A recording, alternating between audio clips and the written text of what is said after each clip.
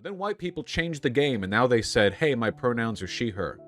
What Dave Chappelle is implying there is that the existence of queer people is some kind of defense mechanism that make it harder to attack white people. Now, I have no idea how the one might arrive at this position. Now, Dave says that he implies it all around the place, too.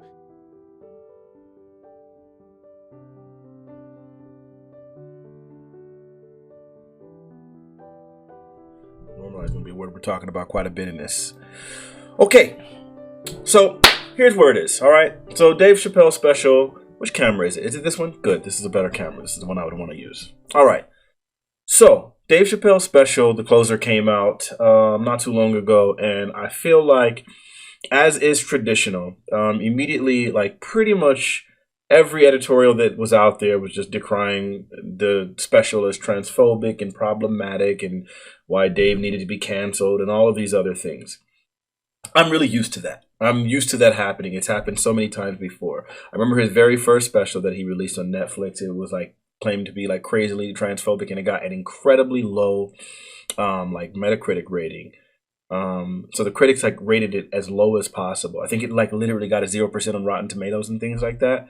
But then like the user like rating was like 97 or something stupidly high, to where we knew like, hey, this is actually a really good special. It's just, you know, the critics are going to give it whatever they give it. So we've already learned like to kind of tune that kind of stuff out, because those people aren't going to be honest. They're not going to be fair. And so that's kind of where we are. So when this special came out and they were calling it transphobic, I didn't know exactly what they were going to be getting at, right? Because I've been called a transphobe in like recent conversations that I'd uploaded to my YouTube channel. In one such case, they called me a transphobe because I stated I am not interested in dating a trans person. They said that was transphobic. To be a heterosexual male that decides that you would not want to engage with in sexual encounters with a trans person is transphobic. That's the way it was told to me. Of course, obviously, I'm going to object to that. I don't think that makes any sense whatsoever, but that's how they felt. And so then I realized that the word transphobic has become incredibly vacuous. But we've seen similar things happen with like racism, right? Now, I might use racism flippantly. Like I have an old video where I like remember I was calling Professor Oak racist on Pokemon Snap. You can do these things jokingly, but when you start really trying to make legitimate accusations at other people that you expect to like be actionable offenses, such as like canceling shows or canceling performances or like getting people removed from sponsorships or things like that, I think in those kind of situations, I think it needs to be a little bit more serious. You shouldn't use those kinds of things flippantly. So I went ahead and I watched Dave Chappelle's special. It was a really good special. We kind of talked about it already. I think I can never get my hat on straight when I'm wearing headphones. Okay, I think it was a really good special. The thing is, typically for Dave Chappelle, he says things that I find incredibly profound. And the thing was, in this special, there was a lot less. Is the word profundity? It's just because to me, I had a lot of these things I'd already thought through so thoroughly, because you had no choice, because of the fact that I'm on Twitch and I'm in these panels with all of these leftists. And so we're forced to have these conversations on a regular basis, as I've already said in other videos. And so I felt like a lot of the things I was ahead of him, like I'd already made a bunch of steps.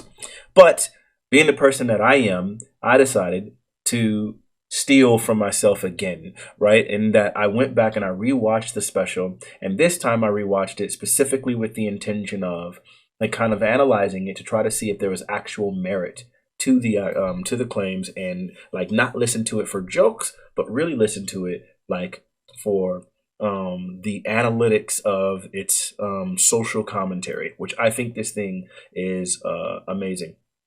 If I had to rate this thing on a scale from 1 to 10, I would give this special a 10 out of 10 for social commentary, because it's saying a bunch of things that like are just not being said that most people would not ever say. But actually only a 7 out of 10 in comedy, because I don't think I was just laughing, like falling out of my seat laughing like I would otherwise, right? I feel like it was more just the funny, like his delivery is funny as it's always going to be, and like laughing at like some of the jokes as they're funny. But in reality, it was really more of a social commentary, and I think Dave has done that quite a bit. If you look at, I think it's called 846 or something. There weren't very many jokes in that thing. There were moments to laugh at because I think for funny people, um, I don't think Dave can exist without being funny. Like I feel like he's performed for so long from such a young age that like just his existence, him talking and communicating, is going to be automatically like there's going to be moments of his communication that are just going to be funny. And um and so, like, yes, he just like naturally delivered a few things that were being funny. I don't think he was going out of his way to try to be funny there. I don't think that was really a comedy special. I think that was really more of a heartfelt address, and it just with some funny moments in there because it's literally in his DNA to be funny. So with all that being said, I analyzed this one this time, and I turned off my funny bone, like or my whatever it is, like so I'm not laughing at the jokes. I'm really just analyzing, and I came to a bunch of conclusions. I took a whole bunch of notes, and we're gonna go through all of those. But I think the main thing that I took away from this thing is Dave had two really big overarching points that I think he was trying to like kind of demonstrate. Maybe three if I want to be a little bit loose with it, right? And I think the three things that he was really trying to establish is one, I think he was trying to establish sort of the absurdity of cancel culture, which everyone can see that one, right? Like that's like obvious. He's kind of like he calls Twitter not a real place. He talks about like some woman coming to him and like telling him like some offensive thing like while he's at a car, and he's just like, yo, shut up, like keep it in the comments, like I don't care, like this is not real life. Like he really is kind of distancing himself and like kind of in a way rising above cancel culture and saying like, yo, cancel culture is not real, I'm not really invested in it, I don't really care. I feel like that was a big portion of it, right? Secondly, I think another humongous point which I think gets missed quite a bit is I think his goal was really to normalize the trans experience. Like, and I feel like that, man, that's might catch some people off. I'm gonna go through it and you'll see exactly what the freak I'm talking about. And then the third one, and I think this one is the most important. I think the most important to him. Though that I don't know the guy, so I can't speak for him. But it seemed like he was really drawing attention to the fact that the LGBTQ movement is something that it seems like can, in a way, almost like usurps or trumps the black movement, the civil rights African American movement. And it seems like he was kind of pointing out that like, hey, wait a minute, like yo, this like you guys as movement is one thing, but you shouldn't compare it to the black experience, and so on and so forth. And he was dealing with the intersectionality of LGBTQ and white privilege. And what's really interesting is when I learned about intersectionality, I only learned about intersectionality through the lens of oppression, where it would be these people are oppressed, and through two different ways, or two different types of people are oppressed, and so at the intersection you'll find specific forms of of oppression that might be amplified in a way that wouldn't have been there otherwise. Um, okay, I feel that, Zovia. So, I think, yeah, I don't really. That's a good idea. Good idea. So I feel like a lot of it, that's what he was kind of focusing on. He was really focusing on maybe what intersectionality is in that regard. And I think that's something that I've never really encountered, because 90% of the time, whenever you hear intersectionality, it's always just double oppression. And he's talking about intersectionality of privilege, or the intersection between oppression and privilege, right? Like it's a little bit more technical than just oppression or just privilege. It's like this is something where things start to get a little murky. And so I have a bunch of notes that I'm going to go into. And I'm trying my best not to spoil the special. But I think he was demonstrating something. The point is that in a lot of ways, You can make jokes about blackness, you can like oppress blackness, but if there's ever even a hint of oppression towards transness, then it's like reacted to like very, very like violently or vitriolically. Like it's a very highly sensitive thing. Right. And so he opens up he opens up his special with a joke. And it's about Jewish people. And he's like telling a story and like, whatever. And it ends with like a line about Jews, which should be incredibly like offensive. It's like an anti-Semitic joke. And that's something that typically gets incredible like resistance. So we saw Nick Cannon get literally canceled for making his statements. Like I don't have to go list those things. We all know like anti-Semitism is something that's just not like tolerated almost at all. And so Dave Chappelle made a statement one time in his song 444, in which it wasn't anti-Semitic at all. What he said was, he made the statement that, this is off the cusp, so I don't really remember it like verbatim, but he said something about, do you want to know what's more important than, I forget what it was, but he said basically credit. And he said, you want to know how Jews all own all of X amount of material or X amount of real estate in the country? And he said, that's how they did it. And so people said that was anti-Semitic, right? And like in this song, like he's clearly detailing like the importance of like wealth and the importance of like prioritizing investments and things like that and credit. And all of these things that he's talking about are really positive. And then he mentions Jewish people, he mentions Jews as some of the people who have done this thing and are benefiting from it. But instead, people heard just because he mentioned the name Jews, they immediately were like, oh, this is anti-Semitic. And then he goes on and starts to demonstrate how he himself is living by these principles. In some sort of way, we're supposed to get from this anti-Semitism. And it's like, wait a minute. How is it that he's literally talking about all these positive things and encouraging his parishioners and his constituency to do this thing and saying the Jews are doing it as well, but it's anti-Semitic? It's wild as freak. So anytime you mention anything about Jews, it's automatically like decried. And so in this thing, Dave Chappelle opens up with a joke about Jews, which some people could easily say are anti-Semitic. And like the audience, when they hear it, it like lands really, really flat. Almost no one laughs. It gets a few groans and then that's it. And he just moves on. Then he tells like an extremely similar joke. It's almost like in the identical vein as the previous joke that he told that like ended with the punchline about Jews. And this one, he named something and he says Clifford the Big Black Hard R. And that joke get like, immediate laughter. Everyone laughs like really crazy because you can make jokes and say things with a hard R and things like that. And almost nobody ever really complains about that. But the Jewish thing, it's like, I don't know, kind of touchy, right? It's why like, reparations and things like that. United States can pay reparations to Jewish Americans, even though we weren't the ones like who did the Holocaust. But like talks of reparations for African Americans, they've kind of stalled really heavily. But I don't know. HR 40 might really come through for us. We don't know. We're at the beginning of this Biden administration. We can only hold out, right? We can only hope. Okay, so then he goes on to start talking about the baby, and he starts talking about specifically. He tells almost the same line as the baby, right? Where he mentions like he punched the LGBT right in the AIDS. I probably shouldn't give away that punchline, but he made that statement. And then from there, he immediately goes to kind of demonstrating like this inconsistency, double standard, or this like hierarchy of offenses. And so he specifically mentions that the baby shot and killed somebody in Walmart, and like there was nothing that happened to him over it, but like he like went from the number one streaming artist in the world to like struggling like streaming wise, or at least like taking a humongous hit because he made some comments that people thought were homophobic or against the LGBTQ.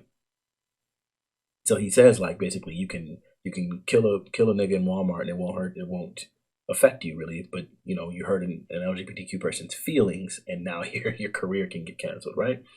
And that's from that point on is where he goes on to start really talking about the positive intersectionality between race and LGBTQ. And so he asks the question, can a gay person be racist? And this is Dave Chappelle in his typical profound element, where for me, I talk about like LGBTQ rights, trans rights specifically, just like, politics and things like that's what I do on a regular basis, like weekly, right? And like spend hours on end, like looking up legislation, like having debates and having these like civil conversations. And I never really like I've made direct comparisons between the LGBTQ movement and the Black rights movement. I've never really thought of the intersectionality between LGBTQ and white privilege. And so then he immediately starts talking about this commentary on how the gay movement is doing in comparison to the Black rights movement. And he specifically mentions that he's jealous. He says, like, man, I'm like, your movement's doing really, really amazing. It's crazy how much progress you guys have made. And like, to be honest, I'm jealous. And he says, and so when you juxtapose that next to, if you juxtapose that with the statement about intersectionality, it starts to like kind of play on this idea about the fact that within the LGBTQ movement are white elements that are benefiting them and are getting them a lot more traction than would be in the Black element. Because of, well, I guess we would probably assume that he's really implying that there's some racial elements that are like preventing it from being as effective as it could possibly be. So then like he goes on to tell some more jokes, and he makes the statement like really early on, and he says gay people are minorities until they need to be white again, because he's talking about specifically white gay people, and like how like a white gay person would feel very comfortable calling the police like in moments of danger or whatever, or using the police as like almost like a trump card that they can like overcome like different sorts of harassment or different sorts of whatever whenever they feel the need to. They still have that element of privilege, which is like things that the Black people oftentimes just don't feel comfortable doing. And he then goes on to mention things about the Women's March. And he's like, tells a really funny joke there he tells a really funny quote. It was delivered really amazingly about one of his friends in the Women's March. I won't spoil that one. But specifically in that quote, the Women's March is labeled as white. Like they specifically, like they're asking someone about like the Women's March, and someone says something negative about the white women in the march. Then the next thing is, he makes a statement, which again, all of this is really playing on this really same theme, where he says there's a problem in that feminist movement. This is a direct quote. He said there's a problem in that feminist movement, isn't there? From its inception in America, there has always been a racial component. And he tells a story about Sojourner Truth. And the thing was, the feminist movement was, I don't have to go into too much details about this. I'm pretty sure most people know about this. But he basically just kind of talks about how the feminist movement in general was a very white movement. And there was a Black woman, Sojourner Truth, who wanted to go and talk at the movement. And the white people were like, nah, don't let this person speak. Like, we don't want to mix these two, da da da da. And Sojourner Truth like literally came forward with her speech about Ain't I a Woman, in which she's really talking about the fact that, wait a minute, you guys are fighting for your rights. You're fighting for women's rights. I'm a woman. She's a Black woman. I'm a woman. I'm fighting for my rights too. So then it's like, don't I qualify? Shouldn't you guys be fighting for me as well? Like, shouldn't I be included in this struggle? Aren't we necessary? And so on and so forth. It's a really, really passionate speech. It's a really amazing thing. It's really touching, but it's on this same element. There's an intersectionality because women can be oppressed. White women can be oppressed, but they still have white privilege. So Black women had a different sort of intersectionality where they had oppression for being Black and oppression for being a woman. So they had a unique struggle. Whereas white women had oppression for being women, but they had privilege for being white, which of course like had some problems and some benefits. And so there's different types of intersectionality, which again, this is an incredibly profound thought that I just hadn't really thought about. I mean, it makes so much sense. It's kind of intuitive, like once it's explained or once it's brought up. And I think that's the beauty of comedians. Like you'll always see comedians like talk about things in a way that are reasonable and sensible, that are common things that if we had ever just stopped to really think about, we would be able to do it. And we would understand it. We would be thinking similar things. They normally deliver it in a very comical way, but that's what comedians do. They'll make jokes specifically about things that we've all experienced. Like they'll talk about like our interaction with our mom and or with our parents or something, right? And then we'll think to ourselves like, oh, wow, I never really thought about like that kind of interaction, right? And you see these same sorts of traits in like YouTube comedians nowadays where they'll make skits about like black parents helping with homework and things. And the second they do it, it's like, oh my God, that is my experience. I didn't know everyone else had that experience, right? Like we think about things in that way. That's the role of comedians, is to normalize and discuss things that we've kind of taken for granted or internalized while never having actually like put into the forefront of our mind. We just kind of internalized them and passively thought about them. And so in this case, he's doing that thing, and this is profound Dave Chappelle. It's amazing. That's why I love this guy. He's always doing things that are really, really intelligent and very, very profound. And so then, okay. Then he goes on to talk about the Me Too movement, right? Like directly after the woman's thing and the AI woman thing, he starts talking about the Me Too movement. And he says, I'm going to directly quote this here. I supported the Me Too movement, but the whole time I thought that the way they handled that was stupid. And then he goes, it was white. And again, he's talking about this Me Too movement. And for people who don't know, like historically, the Me Too movement was pretty much started by like a bunch of black women. Like that's really where the Me Too movement was. But then eventually, like it started gaining traction, and then white women started becoming the face of it. And they really kind of made it more about the like Hollywood celebrities and their experiences with like feminine oppression and things like that. It stopped being whatever. So like it kind of switched the whole thing, and he like kind of decries the way that movement went and all of that stuff. Makes some really good jokes there. But that's that. So again, he's talking about here's a woman's movement that's about oppression of some sort of kind, but then they made it very white, almost excluding black women. Right? It took a while before R. Kelly's situation came into play. So that intersectionality again, that is like the most consistent thread throughout this entire thing. Okay. So then he kind of starts talking about like directly the trans thing. This is where it starts shifting over to that thing. Now, a lot of people got extremely offended by the trans thing because they felt like the trans discussion was really painful and really toxic, and that like his whole thing was really transphobic, which of course has become so vacuous as to not really mean anything. But I think this is where Dave Chappelle does his absolute best work. Excuse me. This is where Dave Chappelle does his best work. He specifically normalizes trans people by making these jokes about them, and several times he like makes very. I'll just go through them. He does a bunch of interesting things that I think are incredibly like positive for the trans rights movement. But as he accurately points out, they really just went over everyone's head, and everyone kind of missed it. Because a lot of people that are like complaining about this thing didn't actually watch the special. They just read headlines and got upset.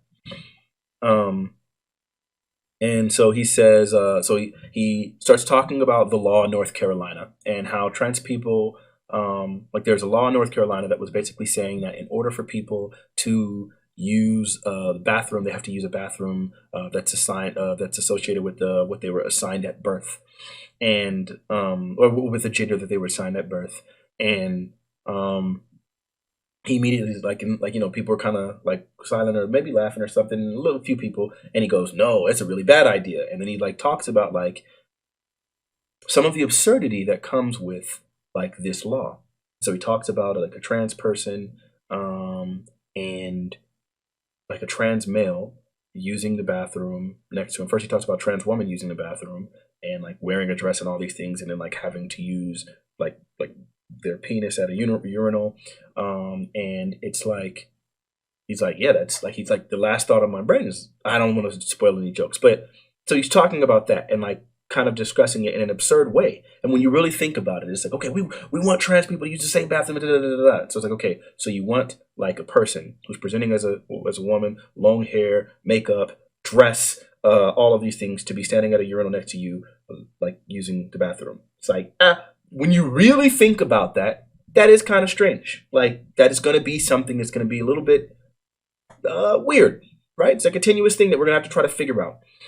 Then he talks about like the opposite. So maybe it's a male to female trans person, and now it's like, okay, so if they're using the restroom next to you, like it's gonna be kind of weird. And so he's really talking about how like these laws, like they're like we're like immediately imposing these laws, and how like kind of absurd it is in the grand scheme of things. Like no, it has to be what you were assigned at birth. And it's like, well, if this person has gone through like sex reassignment surgery and all of these sorts of things, like are you thinking about like what are they gonna do with now like women's anatomy? Like how do they even use a urinal, right? Like or like what like this whole situation just gets kind of weird overall. And so, but he does like push back against that thing. And for Dave Chappelle being the person that he is, like having the following he is, being like such an important figurehead, just for like kind of social commentary and social progress in some ways, like for him to push back against this draconian and absurd North Carolina law is an incredibly powerful thing, an incredibly beneficial thing for the movement. But of course, no one's going to talk about that. They're only going to talk about whatever the problems are, whatever the bad things are. Okay.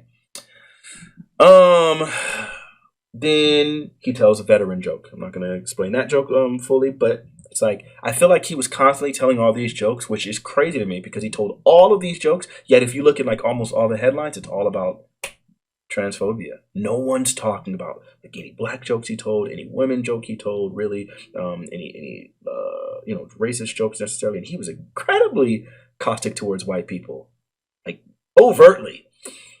No one's talking about that. Transphobia. Okay, so then again he mentions like a statement about like how he's like, we blacks just got our first holiday in a long time. He says happy Juneteenth to the blacks. And I think this is again like kind of demonstrating like, man, like we've gotten legislation passed for trans people. Like we've been like really trying to push for like specific rights and things like that. Reparations has been like a conversation and so on and so forth. And we got a holiday. And what's really funny about it, it's like, I don't know. So that when you're comparing it to how well the trans movement is doing and things like that, I think are some of the things that he's pointing out. And then he kind of goes and he starts talking about like a historical story about these black people, how Juneteenth came and how these black people were like freed slaves, but they were already free before they had experienced Juneteenth or before like that day, whatever, but they just didn't know it yet. Juneteenth is when they were like told, hey, you guys are free. You're not slaves anymore. So it's a pretty important concept because I think he's kind of making a commentary through that joke or through that line specifically about the trans movement and how politically they are getting so much momentum and so much compassion and things like that. Not that there's still not going to be hate towards them, because some people are slow to change and things like that. But it's like almost as if they're going so far as to like push for different ideas and things like that that are like so far past. They were so far past like, I guess, general dignity and general, just general dignity. It's more now kind of coming like almost authoritarian. I'll give you an example. As I said earlier, there was a time where I was having a conversation with someone and we were talking about sexuality and things like that and discrimination. And they made the statement that if you're a heterosexual male and you will not sleep with trans women, you're transphobic. There was a case where Genuine was on a reality show and he was like I guess there was a trans person with him cuddling with them, and they were like kind of talking about dating choices and dating preferences. And Genuine was just making a statement like, I am not attracted to trans people. That's my preference. I prefer biological women and things like that. And so then she was like, well, okay, forget about trans. That was what Genuine was saying. And she was like, okay, well, let's forget about trans. Get rid of the trans part statement. I am a woman. And it's like, okay, I believe you're a woman. And so then the person says, okay, so then let me give you a kiss. And he's like going in for a kiss. And like Genuine's like, whoa. Like, and he's like, no. And I remember there was all sorts of outcry. I wish I could probably Google some articles. There was outcry about Genuine for like rejecting this trans person after he had been having a long, lengthy conversation in which he was very clearly detailing that he was not at all sexually interested in this trans person. And then this trans person made a sexual advance on him. And as opposed to looking at this story as a story of unwanted sexual aggression from a trans person on a cis person. Instead, we now are having a conversation about how Genuine was transphobic and how he deserved to be canceled for rejecting a trans person who he had made extremely clear he was not attracted to. So it's like, that's so much further than asking for equal rights. It's almost like you're trying to force attraction, force someone into being in relationship with you, and that's just not the way things work. It was a little bit absurd. And so anyway, but moving past that. He then talks about a black slave owner. He then goes, okay, so the next thing he does is he starts talking about a black slave owner. And he talks about how a black slave owner was like kind of freed, like someone purchased his freedom, I guess, like a kind-hearted slave owner or someone like purchased this black slave's freedom. The black slave then, now having capital and money, decided he wanted to try to obtain wealth. And the way you obtained wealth back then was to employ slaves. So he bought a bunch of slaves, and using those slaves, he became incredibly cruel, much more cruel, as some say, than the typical slave masters. And he employed some of the most heinous and disgusting techniques, and started like having them like work in his field and now making him money. And he asks the question, wow. Yes, how could a person that went through slavery perpetuate the same evil or perpetrate the same evil on a person that looks just like him? And I guess I should probably put an asterisk next to that one, because he gets into that later on. But he's like establishing like that. Yeah, he's sort of establishing that people who are oppressed can become oppressive towards other people and not recognizing like fellow people in their struggles. So then he starts talking about a trans person, and sure, Andy, I could see that. So then he starts talking about a story about a trans person, and long story short, like this trans person was like really, really upset with him and like being kind of aggressive towards him. And what's really interesting, the reason why I say Dave Chappelle was doing a great service in normalizing trans people a lot in this thing is because the entire time he's talking about this trans person, he refers to the person by their gender. Like he keeps saying she and her, like literally every time. And of course, it can be really aggressive. You'll see like Ben Shapiro types and other people, when it comes to referring to trans people, there's like this like desire to like force them to like have to use whatever your preferred pronouns are. So you'll see people saying things like, no, like you're not a woman. So then they'll start calling like transgender women men on a regular basis. Like, nope, you're a man. They'll say he, all of these sorts of things. But he never did that. He kept referring to this person by their gender preference. And I think that is incredibly normalizing. I think that's an important step, because when you have a society that hasn't really interacted with trans people a lot, and so they're having to try to wrestle and grapple with the idea of like what it means to be trans and how to like affect these sort of things and like how they should change their character, there is resistance to change for a lot of people. And so you'll find that a lot of people will they're unwilling to capitulate just on something as simple as referring to someone as their preferred gender. No harm is going to come to you because of that, but it's just like, no, I don't want to do that. And here comes Dave Chappelle, one of the most influential, iconic people of our current generation, who is like a thought leader and an amazing person for social commentary. And here he is constantly in his special referring to transgender people as their preferred gender. And it's like, so I think that's incredibly normalizing, and that's something that Dave Chappelle did. But he does mention, like, there's a point where like the person is like talking to him about how like they're put, but like, something about like her people, like referring to other trans people in just their community as her people. And he asks her, I don't want to spoil the joke, but he makes a statement about her people and then says, like basically in so many words without trying to ruin the joke, he says, were your people brought here on ships as slaves? And in this story, when he sets up the joke, it's a trans person, and then there's two gay black guys. And he mentioned, and so like as this person is talking about like the oppression of her people and so on and so forth, he's like looking at the black guys, and he says like, Is there anything you want to tell her? And I think again, this is that distinguishing of the LGBTQ movement from the Black movement, like just like as he did the women's movement from the Black movement, the like women's suffrage movement and the women's rights movement from the Black movement, or the LGBTQ movement just in general from the Black movement. He was doing that like over and over and over again, and then eventually he gets to the point where he just says it like in no uncertain terms, as overt as possible.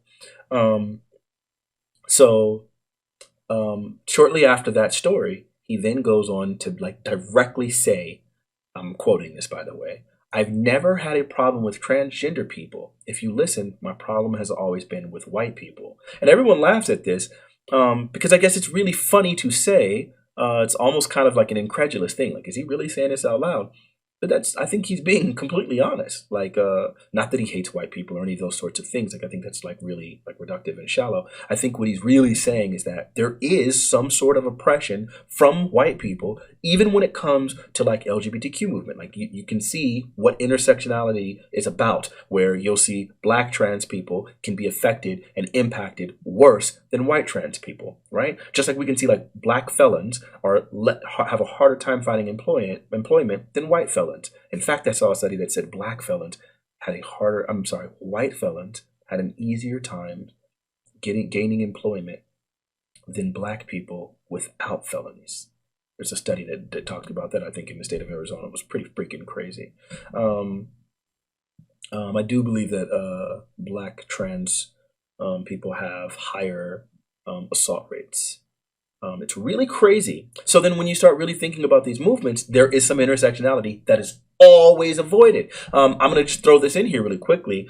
I don't know if you guys know this, but I bring this up a lot of times on panels, that the largest benefactor on college campuses, not just on college campuses, the largest benefactor of affirmative action is white women. Now, think if something like affirmative action was literally designed to ensure that there wouldn't be any sort of civil discrimination, and it was specifically to address some of the woes of African American people. But we make sure that we're really inclusive with this sort of legislation. So we'll say Black people, people for their sexuality, people for their religion, women, or for their sex, for their age, and all these other things to make sure that there's no sort of discrimination. And then white women, who were already like largely doing so much better than Black people in general, end up becoming the largest benefactor of affirmative action. So now affirmative action has mostly helped white people. Think about that for a second. There's some privilege that's there. And so women will say, we're going through struggles and we're doing these things, And it's like, I hear you, but you guys will be quick to benefit from almost any kind of like systemic redress, whereas Black people are consistently left behind. It's pretty freaking insane. So, and so anyway, so he's telling that whole joke, okay? Then the next thing is he kind of starts talking about like, man, you guys have really not been paying attention to like what you guys said. Like, and he starts like kind of recounting like different statements that he made in his previous specials that it felt like everyone was missing. So he says, I said, you shouldn't discuss this in front of Black people, talking about the LGBTQ movement. You shouldn't be discussing this in front of Black people. Then he said, I know niggas in Brooklyn who wear high heels just to feel safe. I think that thought process, I don't remember that special, and I know David Chappelle's specials. I need to rewatch that one.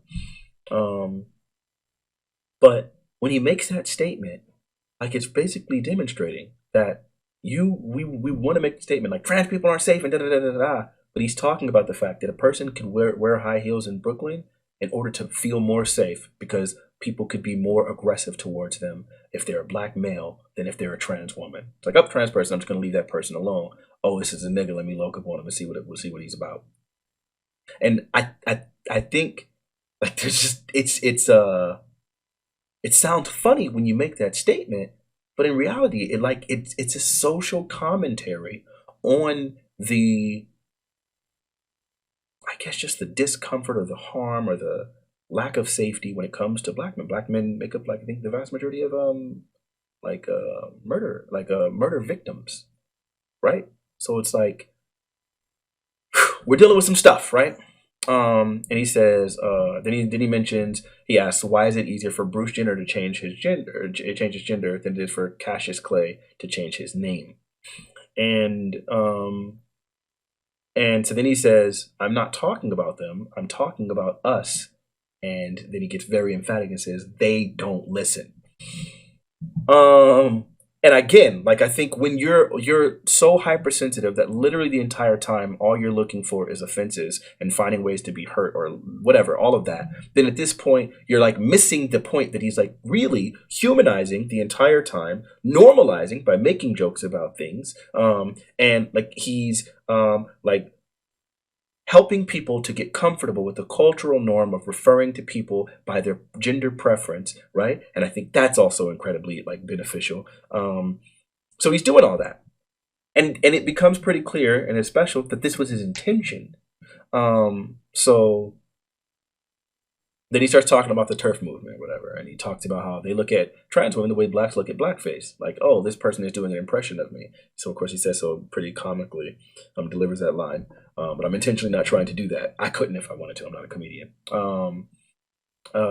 So when he does that, again, this is kind of demonstrating, like, you know, that there are going to be those who are going to be somewhat uncomfortable with the movement and things like that. And so he's talking about the TERF people and blah, blah, blah, blah. And like how women in general can sometimes like be, I guess, left out of important discussions about like what sort of changes we're going to be making for trans people. And I think this is demonstrated. I made a video, I think a while ago, about the WiSpa incident, in which there's a transgender person who had went to a spa and disrobed. It was a nude Korean spa, and they were in the spa, but they were obviously pre-op, and that they had their penis exposed, and they were complaining because they were saying that there were children there. And WiSpa originally denied and said, "Oh, there were no trans people using using our spa," which of course no one can know that. How can you know that there's no trans people using your spa? Do you have like a database for everybody that like gets to your spa, and like you just so everyone that signs up like for your spa, you like write down are they transgender or not? So then you can look in your list and say, "Oh, nope, we didn't have any trans people." That's not real. Who's doing that? So you don't know that, right? Like, and you probably could have some walk-ins. And so like they denied this, which of course the second they did that, I was like, wait, this doesn't make any sense. How would they know, right? And then of course later on it came out, oh, of course it was absolutely true. They found the person that did it because everyone had been saying it was a hoax. And the conversation became about people just not wanting trans people in bathrooms, as opposed to the idea that maybe some parents and some adults would be uncomfortable with trans people, with any person displaying male genitalia to children. I think in general, the country has a concerted effort to make sure that children are not exposed to the genitalia of the opposite sex or the opposite gender. Like, that's what we have. And so the fact that this was happening, they just moved the conversation into something incredibly like dismissive and reductive about like just trans bodies in general or women's bodies in general, when it's like, no, there is something specific about a pre-op trans person using these kind of bathrooms in these sort of spaces that could be incredibly important, incredibly offensive, and like whatever. But we couldn't have a real conversation about that. Anyway, and there are plenty of women, these were women that were making this complaint. There are plenty of women who are going to be incredibly uncomfortable with the presence of male genitalia. As it stands now, we don't even know if this person is actually a trans person, because this person was an exhibitionist and had a rap sheet going back all the way to 2005 where they were doing these sort of things. There's a whole other video about the WiSpa incident. We can go over that another time if you really want. I talked about it extensively, but I don't know if I ever made any videos, like whatever. I just talked about it on my stream. Maybe I might have to like try to dig up some of that footage. But sometimes women might be very uncomfortable with that sort of experience. And the problem is that there is no like set standard for what exactly is a trans person in certain regards, right? Trans people can present in different ways. They can be at different stage of transition and so on and so forth, right? So then that means now that there are going to be people with fully functioning like male anatomy that are trans people in these sort of vulnerable spaces, such as women's locker rooms, such as like women's spas, such as women's bathrooms, and things like that, that can make some women uncomfortable. And I think while we want to be as affirming as possible, we want to be as inclusive as possible, and be as non-discriminatory as possible, there is a conversation that could be had about women's vulnerability and women's feelings about protection in these sorts of spaces. And we can't just automatically say, well, this is what trans people want, while ignoring the women who will also be affected by these spaces. That's a whole other conversation. But he's commenting on that. Then this is where he makes probably the most controversial statement. He says, gender is a fact. And he like goes on to talk about like, you know, some of those things. And then he makes a statement. Caitlyn Jenner was voted for Woman of the Year her first year as a woman. Never even had a period. And he says, I'd be mad as a woman. And this is pretty closely juxtaposed next to the statement about like the blackface and about how trans women, like how TERFs and women, some women look at trans women the way blacks would look at blackface. Like, this is an imitation of me. And he's not the first person to make that joke, right? Or like to make that statement, to comment on that, like specifically about women, trans women, taking spaces and opportunities from women. You can have that like in beauty pageants, where now like a trans woman can take that space, or in sports, where sometimes trans women were taking specific scholarships and athletic opportunities from cis women. Yeah, I don't know that that's true, but I guess I'd have to look up to that. Look that up.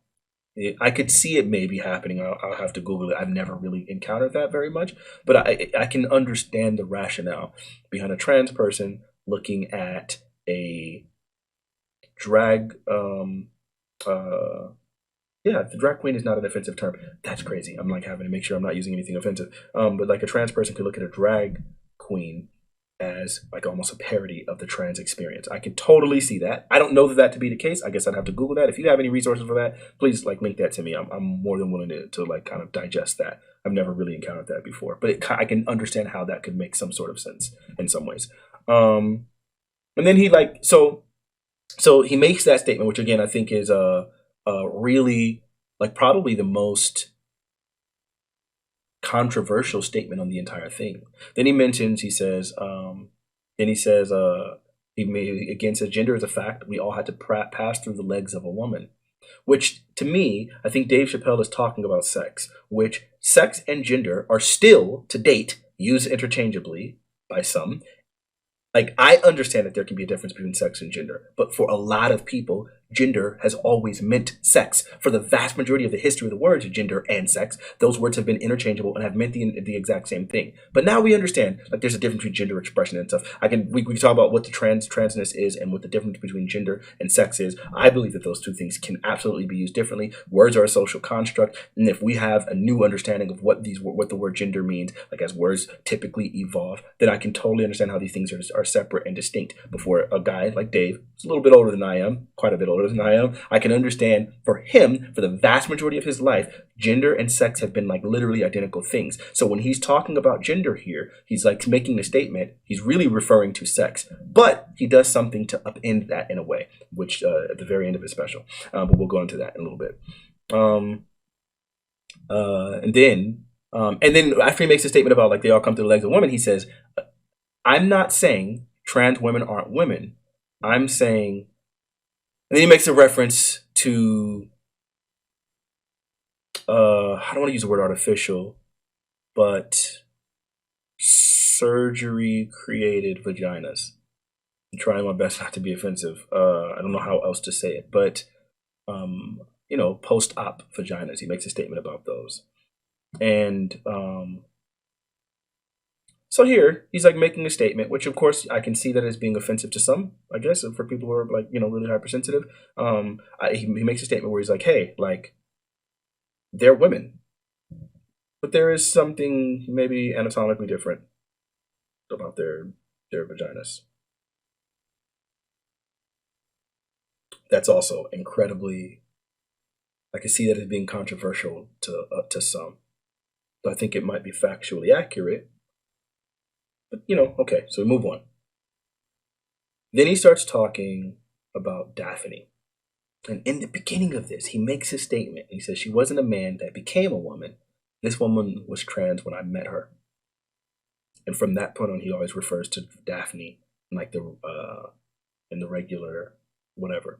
Then like he mentions a statement about Daphne where he says, hey, relax. I don't want any pussy from you. And he makes that statement. And which I think is another normalizing thing.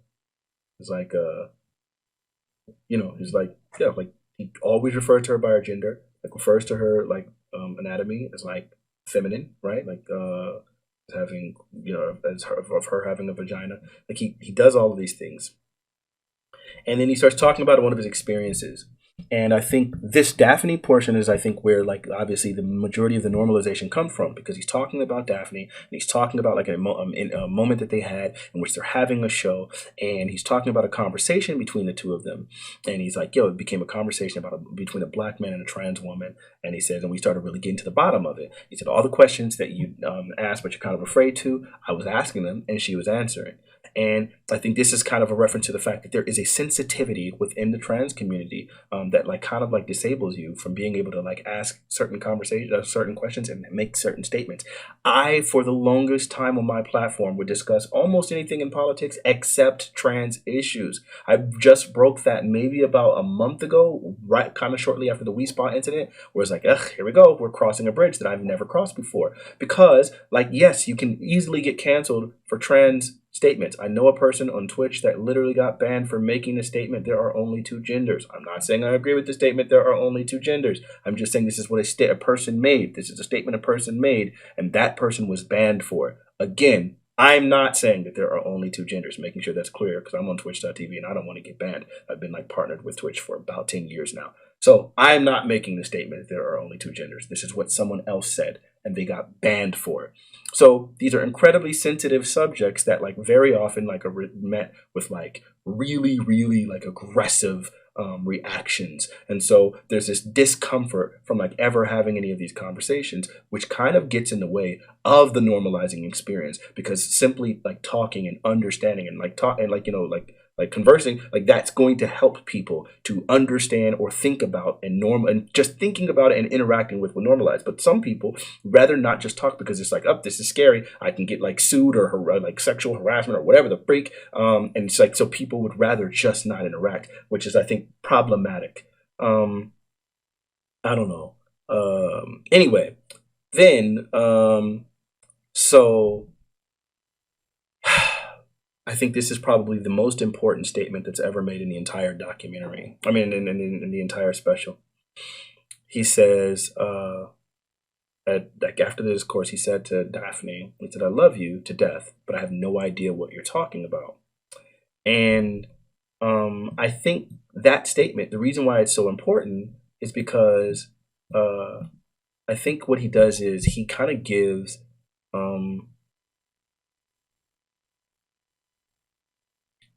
yeah, it's a really powerful moment.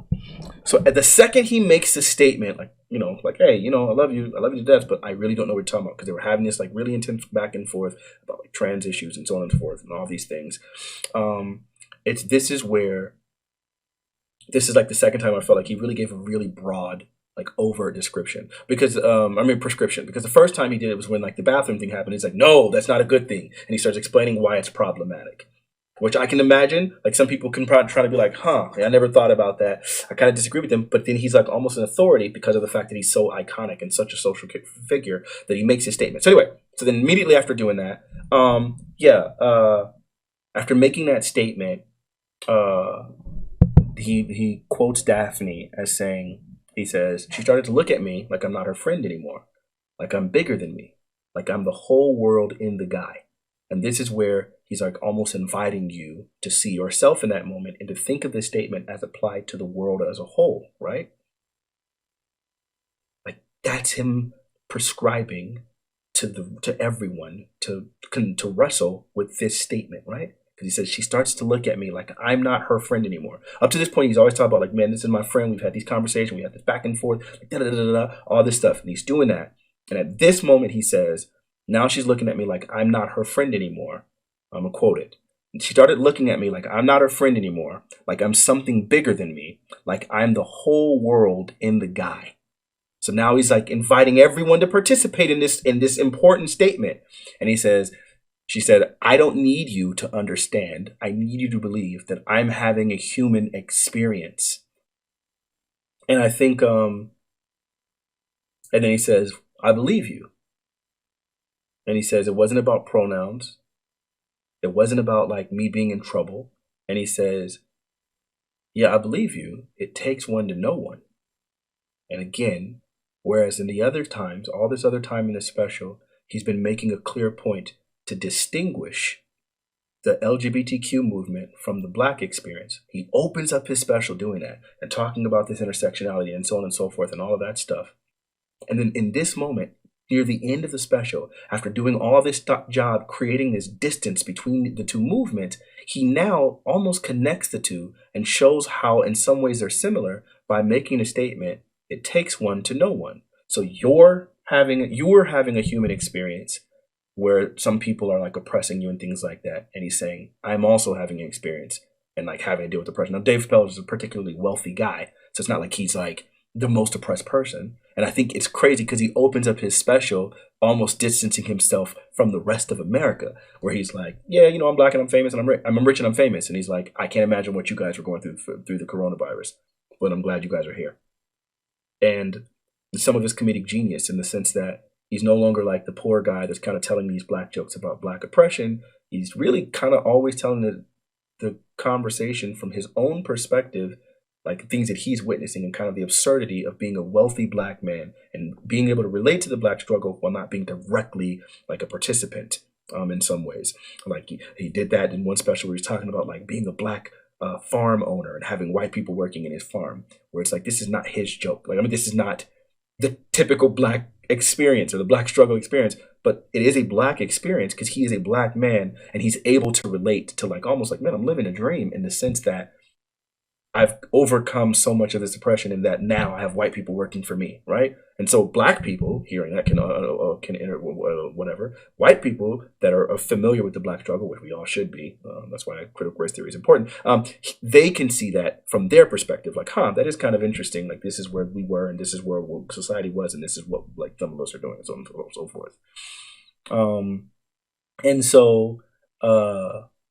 And I think when he makes that statement that it takes one to know one, I think that is literally the most humanizing by a trans person. I mean, like the humanizing of a trans person by any comedian, right? Because he's literally now associating the trans experience and the trans struggle, or he's associating it with like the Black struggle, or he's comparing the two. And I think it's something that offends a lot of Black people when like people will talk about gay rights and things like that, or LGBTQ rights in general. Black people oftentimes get really offended at like when they compare to the Black struggle, because whereas this is something where I might disagree with Dave a bit on. I'd say whereas Black people have for a long time been fighting for our humanity and our dignity. And our humanity in the sense that they literally called us animals, literally like past codification that we're saying that we were 3/5 of a human at one point. Literally referred to us as beasts, literally said we were unevolved apes, right? Literally said we were still monkeys, right? All of these things that they could do in order to make us subhuman, literally not human. Whereas when it comes like the trans experience, I've never really heard people outside of jokes and memes refer to trans people as not human, right? Like they might oppress them or call them harmful things like gross or disgusting or repulsive or whatever freaking words they want to use. But while they're doing that, they've always been able to, I don't recall ever witnessing a person outside of a joke or a meme, like trying to refer to a trans person as not a human being.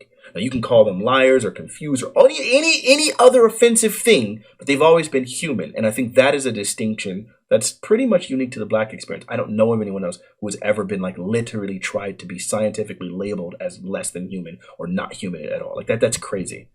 Anyway, then he starts talking about like just what that experience was and how she defended him, and then he talks about her experience on Twitter, like how she defended him, and then immediately after defending him, like she got drugged on Twitter for a minute. They were like all going ham on her, and I've read articles that were like literally trying to make statements about like, oh, Dave Chappelle is basically trying to blame trans Twitter for why this person killed themselves. And I'm going to quote this directly. And he says, he talks about they killed themselves, and he says, it wasn't the jokes. I don't know if it was them dragging her. I don't know what was going in her life, but I bet dragging her didn't help. And I guess I can easily see how some people could say, oh, he's kind of implying that they had an impact, which I think he absolutely is. And I think he's justified in doing so. Because if we listen to pretty much any trans-affirming debate, you'll find that they're constantly talking about the fact that the suicide rate is heavily implied by the fact that there's not normalization within the trans community, that they feel rejected by their family and friends. I've seen studies that have literally said simply having a single trans affirming parent can like stave off suicide by trans people by like whatever percent, like 20% or something crazy, right? Especially when you recognize like that they have like, I think at some point, I think they said post-op that they might have a suicide rate as like 42% or something absurdly high. So we've heard that. We've heard like once we get like, once they're more, where we have a more inclusive society and there's less bullying and all of these things, then at this point, then we'll see like almost a cessation of like the trans like suicide rate and things like that. So we've heard those sorts of statements forever, at least I have, especially on this platform. And so when he's making like these statements, like about Twitter and her being bullied for like a week straight over some statements by her and being rejected by her own community, I think this was part of the purpose of him talking about the black slave owner and how the black slave owner employed much more lethal or much like brutal tactics towards other black people. And I think in this case, he's talking about the fact that cancel culture and like the vitriol that is Twitter and like some of their toxicity and things like that, how they did that to Daphne, who was their own. That was the point of that statement. After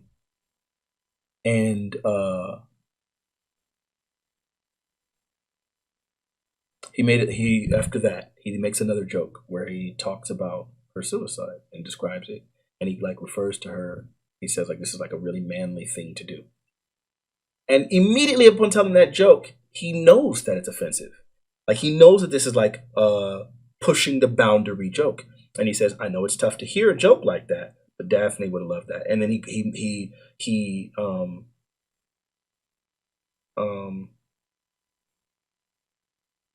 after he does that, he then goes on to talk about how, like, just the story and like how he connected with the family, yada, yada, yada, yada, yada. And I think this is where another incredibly important thing, this is like towards the very end of the special, he mentions specifically the fact that he said he would make a statement. I don't want to spoil it. But he distinguishes, I'm not going to say what his exact delivery was, but he distinguishes sex from gender when he makes his statement, referring to Daphne as a father, but then also referring to them as a woman, right? And it's like, so I feel like despite the fact that he was like making a statement that gender is a fact earlier, he now is referring to this person as their father and referring to them as a woman. And it's also crazy because he did the same thing when he mentioned like this wasn't a person that I knew that was a man that became a woman. This person was a woman when I met them. So automatically he's creating this distinction between sex and gender there as well.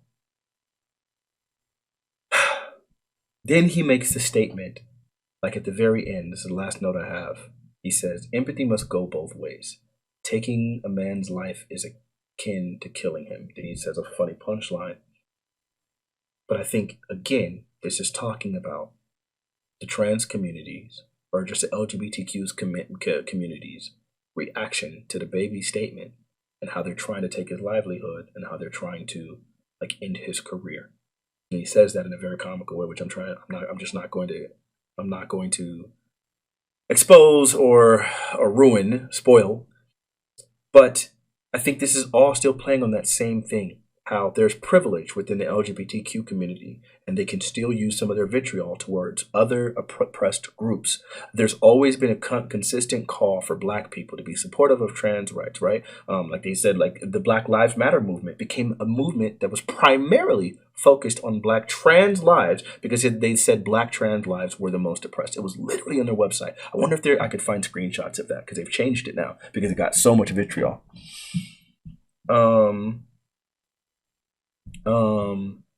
And I think that's a realistic complaint. I think I've experienced it. I've witnessed it.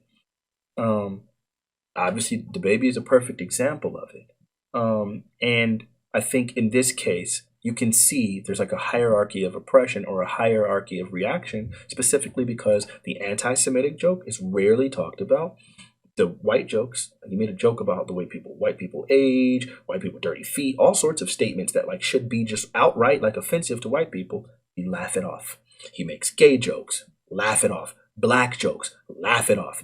All of these statements are just completely dismissed and no one talks about it. He makes some trans jokes and then everyone's just like, oh my God, he's anti. We got to cancel this thing. You've had like walk-ins in the middle of like Netflix meetings and things like that. And, like it's really crazy. And he did so much to normalize the trans experience, like literally affirming their genders by like referring to them as like their gender preference, literally making distinctions about like how a man can be a woman, literally decrying the bathroom bill that happened in North Carolina, literally taught like emphasizing that the world needs to recognize that trans people are having a human experience, comparing it to the Black movement.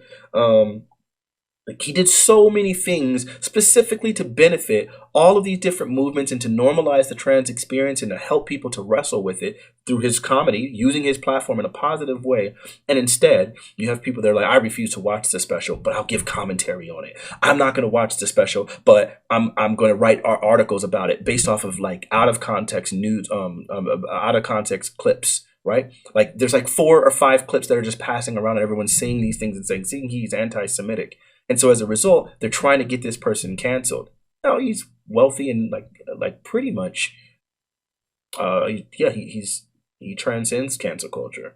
Like later on, he kind of doubled down on it. He said like F ABC News, F NBC News, F Twitter, F all these places. If this is what canceling feels like, I feel good. I'll probably find a screenshot of that. So I think the mark is being missed. I think there should be bigger conversations about intersectionality and the intersectionality between oppression and privilege. I think we should be recognizing that there are different levels, there are hierarchies, even within the LGBTQ movement, like that have to do with like there are racial elements within oppressive movements that can be oppressive towards Black people.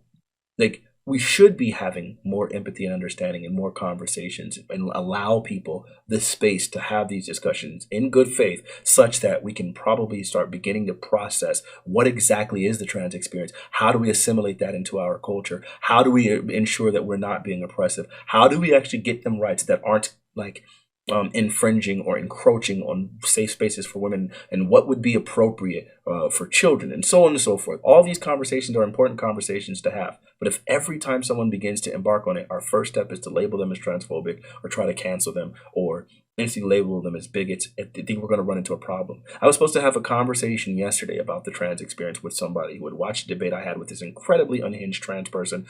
There's a video of it on my channel where this person is like literally like saying that we got another video actually coming out like this week where they're like, oh, this guy just wanted to fight and well, they're literally telling me STFU and screaming over me and like telling me I'm a dumb A and all these really offensive things while I'm trying my best to have a genuine conversation while not not trying to be offensive. Like those bad actors, considering how infinitely small the trans community is, those people like are somewhat ambassadors. And when I was talking about my my experience with like internalized racism from another video on my channel, like a lot of that time I kept referring to like how I felt the need whenever I would go around white people or whatever, I would felt this need to sort of be an ambassador. So I would like change my tone, change my stance, change just my presentation in general so as to be one, like as non-threatening as possible and so on and so forth, like distancing myself from what I perceived as Blackness in order to be like assimilating, right? And I feel like, while I feel like I went too far and there was internalized like whatever, I do think that when you're like in a situation in this kind of community where you're trying to normalize your experience, the fact that you would like be so caustic towards like curious people or people interested in like actually trying to rationalize some of the absurdities that come with something that is so drastically different from their lived and affirmed experience, I think we should probably be a little bit more patient and empathic to like their experience as well. Again, their experience is not going to usurp the trans experience who has to live it every day, but they're going to be interacting. And if we're trying to normalize and trying to become a community, right, we're going to have these conversations. And it's not going to be easy. Integrating is always challenging. People want status quo. People want things to stay the same. I hate comparing the trans movement to the black movement, but look at when we integrated schools. Think of how chaotic and cantankerous that situation was. It's going to be a challenge. If you're going into this thing with the sensitivity of an exposed clitoris, I promise you, you're going to make it that much more difficult. We have to be able to broach these conversations, and we're going to have to do so, and it's going to be offensive to some. It's going to be problematic, but it's necessary if we want things to actually normalize and we want to be more inclusive as a society. I don't know. You guys tell me your thoughts. Tell me what you guys think about this video. You can always like, comment, subscribe, do all the good stuff. Tell me if you think I'm missing the mark. Tell me if you think I'm missing something. As usual, I'm always willing to converse about these things on or off stream. You can follow me or just DM me on Discord or find me on my stream or email me or whatever the freak. I'm willing to have these conversations. Bring some notes. Tell me where you think I got off. Tell me whatever.